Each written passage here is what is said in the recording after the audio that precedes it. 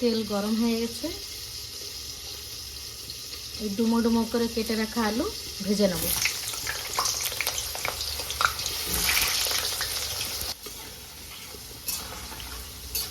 আলুটা একটু লাল লাল করে ভেজে নেব।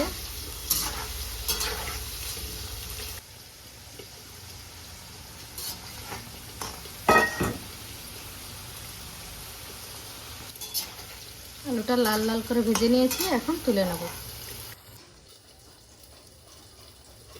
ইঁচড়গুলো লাল লাল করে ভেজে নেব।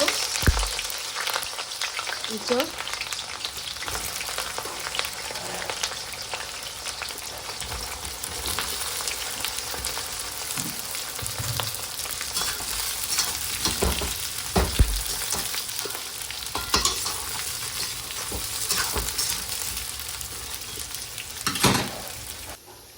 এখন মশলাগুলো বেটে নেব। লঙ্কার ভিতরে আছে কাশ্মীরি লঙ্কা দুটো, আর দুটো লঙ্কা ঝাল লঙ্কা, জিরে 1 চামচ, রসুন, পেঁয়াজ আর টমেটো পেস্ট করে নেব। ভালো করে ইঁচড়টা ভেজে নিয়েছি, সেদ্ধ হয়ে গেছে। এই যে দেখুন সেদ্ধ হয়ে গেছে। এখন আমি এগুলো তুলে নেব। ওই তেলে চিংড়ি মাছগুলো ভেজে নেব।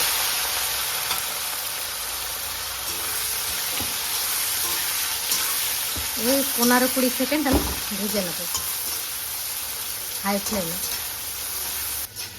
মাছগুলো ভাজা হয়ে গেছে, এখন আমি তুলে নেব। ওই তেলেই ফোড়ন দেব। এই যে ফোড়নগুলো দিয়ে দেব।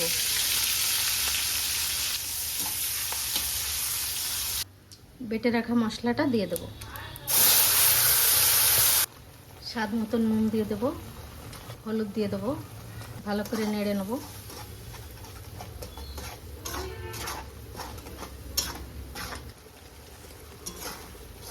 ভালো করে মশলাটা কষে এসেছে, তেল ছেড়ে দিয়েছে মশলাটা। এখন আমি এঁচড়গুলো দিয়ে দেবো। ভেজে রেখেছিলাম এঁচড় আর আলু দিয়ে দেবো।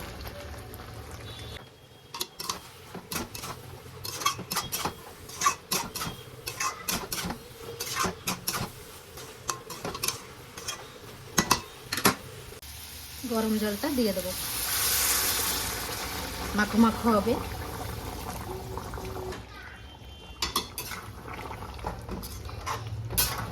আগে থেকে তো সিদ্ধ হয়ে এসছে যখন ভেজেছি আমি, বেশি সময় আর জাল দিতে হবে না।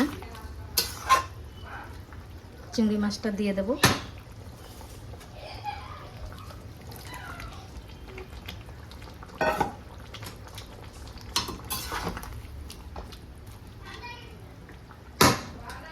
পাঁচ মিনিট ঢেকে দেবো।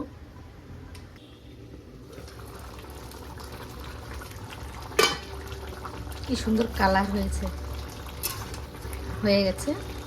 আমি এখন গরম মশলা দিয়ে নামিয়ে নেব।